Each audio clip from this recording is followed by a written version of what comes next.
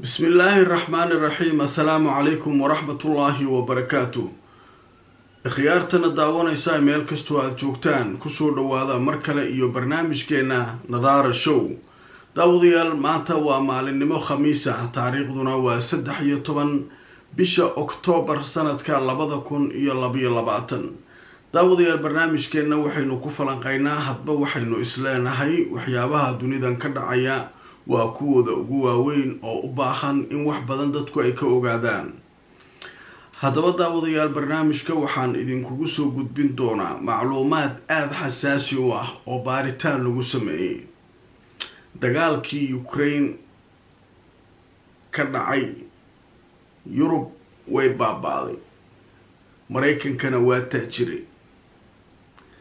Mareykanka wuxuu ku amray Yurub tacliimaadkiisa ama qaabka uu isagu wax u rabo Mareykan inay dagaalka u galaan sida uu rabo inay sameeyaan, laakiin markii dambe way ku qasaareen.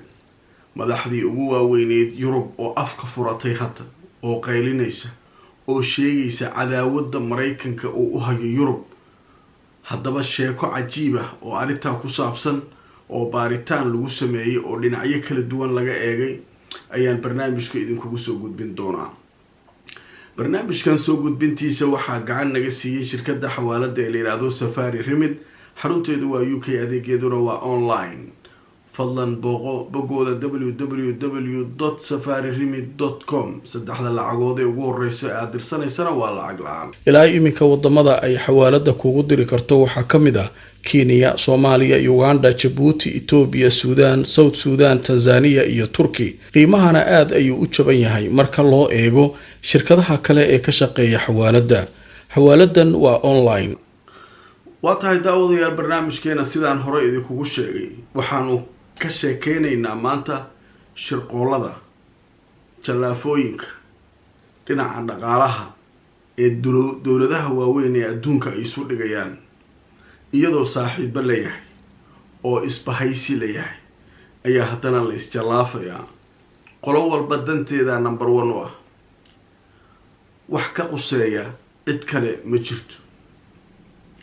haddaba sheeko cajiiba oo laga diyaariyey arrintan oo ay warbaahintu aada uga hadlaysay ayaan rabaa inaan halkan idinkugu soo gudbiyo.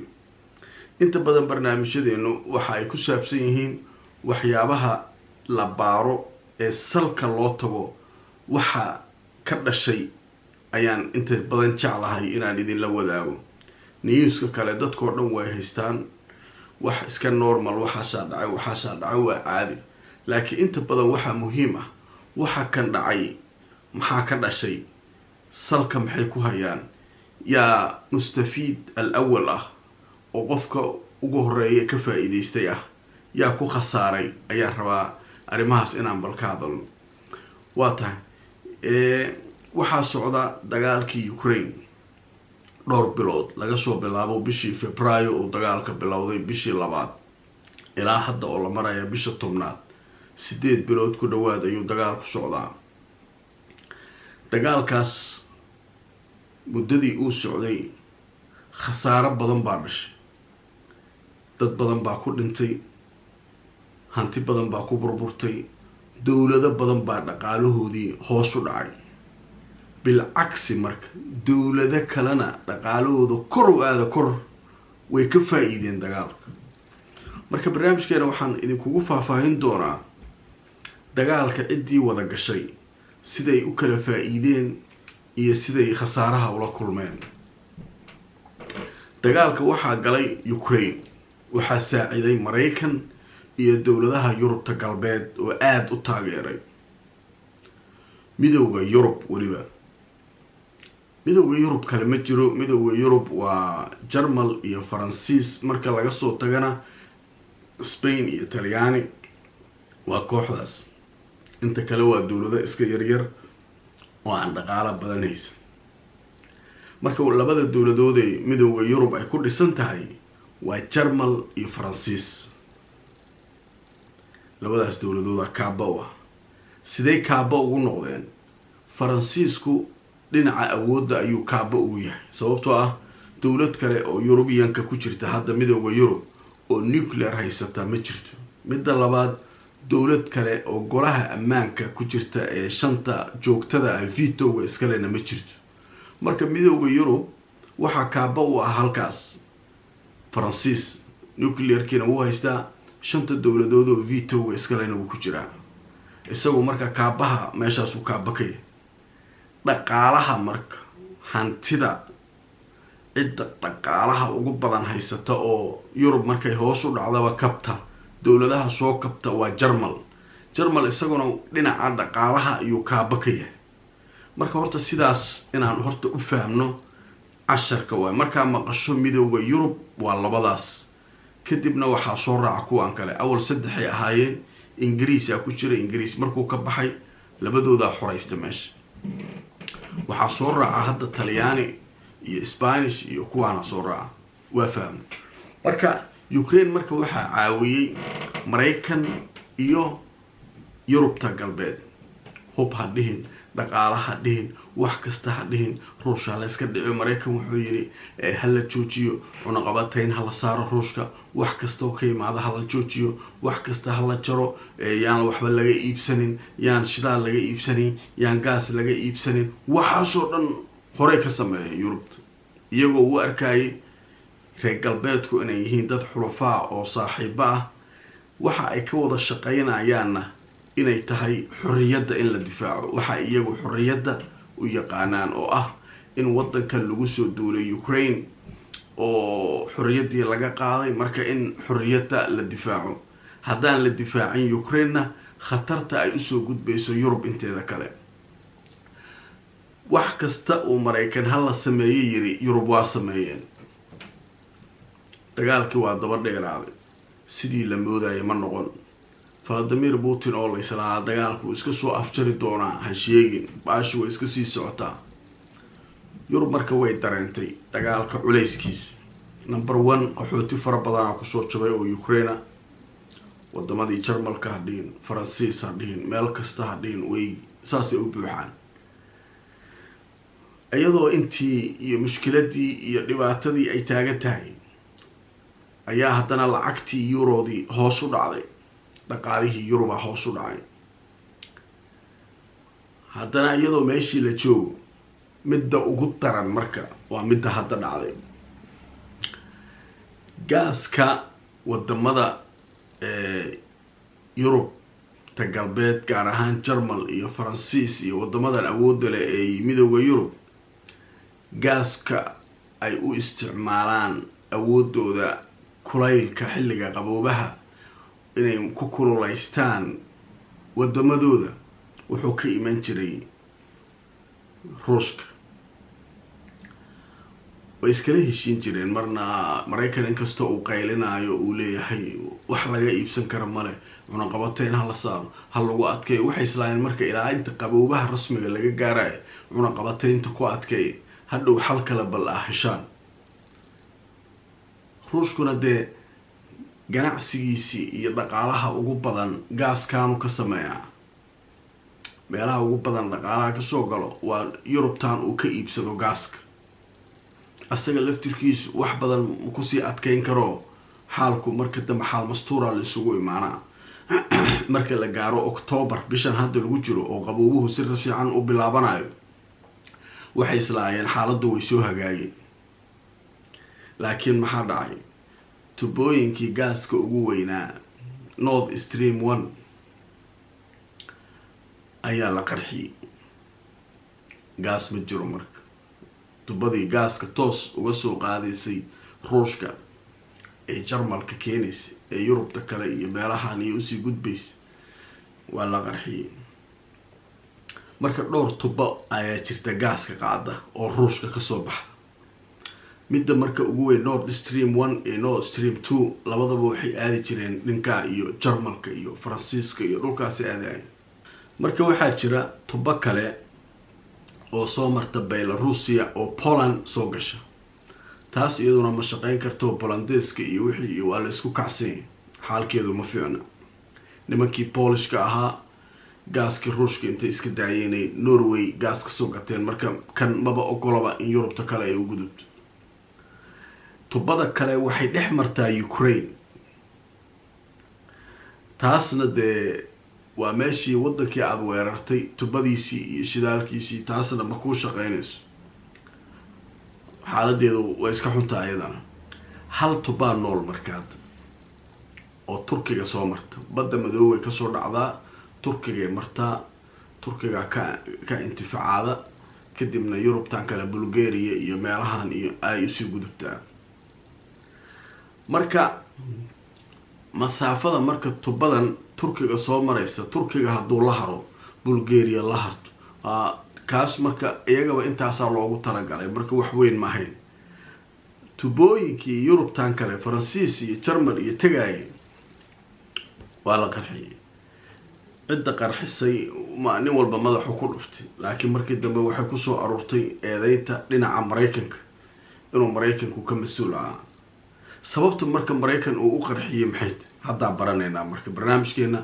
waxa ay ku saabsan tahay waayo haddiiba marka maraykan uu qarxiyey sida hadda la eedeynayo maraykanka oo qolo walba lees maraykanka eedeeyay sababta uu qarxiyay maxay sababta uu qarxiyay haddaa marka idin tusayaa waxaan idin tusinayaa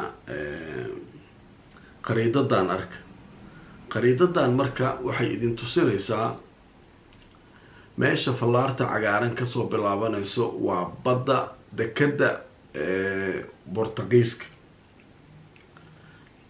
dekadaha Boortaqiiska iyo midda Spain ayay kasoo bilaabaneen Boortaqiiska waliba fallaarta cagaaran waxaa la leeyahay marka maraakiib gaas sida oo maraykanka ka yimid maraykanku dee gaas u haystaa isagana inkastoo sida ruushka uusan u badnayn laakiin gaas maraakiib sida oo maraykana ayaa halkaa kusoo xirtay gaaskii marka waxay rabaan inay qolodiinkii ruushka uu sabalaagareyn jiray gaaska sii jiray wadamadii jarmalka iyo faransiiska iyo inay gaaska halkan dhuumaha usoo mariyaan markii hore nimankan European Unionka way soo dhaweeyeen oo waxay yiraahdeen waa ka maarmaynaaba hadii ruushka sidiisa waa nin xun waa nin saana waa kan maraykankii markuu salka la helay oo maraakiibtii uu tageen Boortaqiiska uu gaaskii nimankii ka iibinayay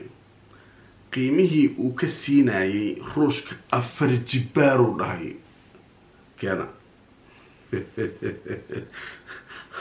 hadduu kun shilin ka iibinayay macnaheeda 4,000 ayaa laga dhigay macnaha 4 aa la jibaaray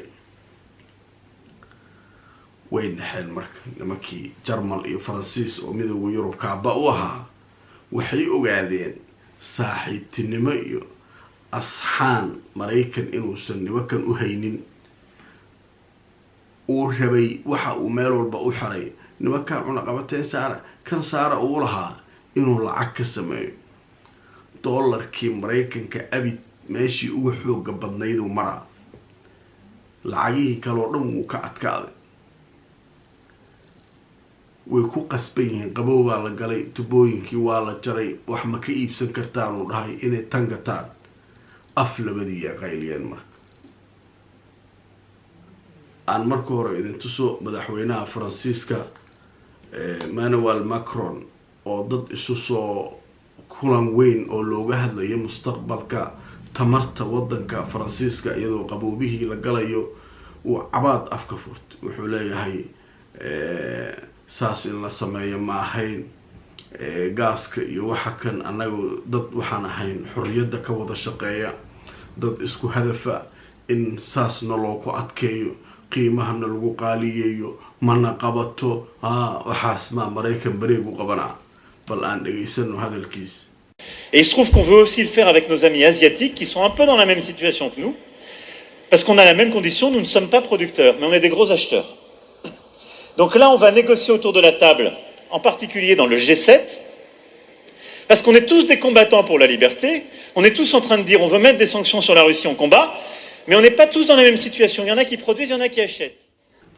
marka ninka marka ma qeyliyay dawladda labaad ee Yurub ay idin sheegay ugu awood badan ee markay wax dhacaan iyadana u hadasho waa Jarmal waa wasiirkoodii dhaqaalaha wuxuu ku eedeynayaa Mareykanka inay iibinayaan gaas sicir khayaali ah waali ah sicir khayaali ah oo aan la goyn karin uu leeyahay saa maa saaxiib ku nahay masaana aan isbahaysi ku nahay waxaas yaa bareeg u qabanaa waaya marka majallad oo laga leeyahay waddanka faransiiska oo aada loo akhristo ayaa iyaduna bilowday dagaalaa marka bilowday dagaal saxaafadeedaa bilowday mogta dowladihii waxay ogaadeen ruushkaba cadowga uga daran inuu maraykan waxay islaayeen haddaa ruushka iska celisaan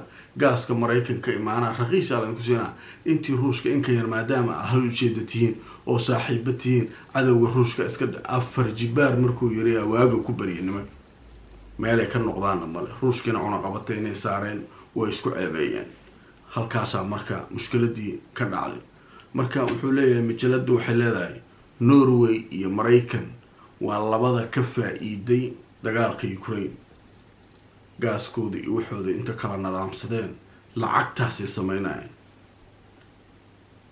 waa daldalanayaan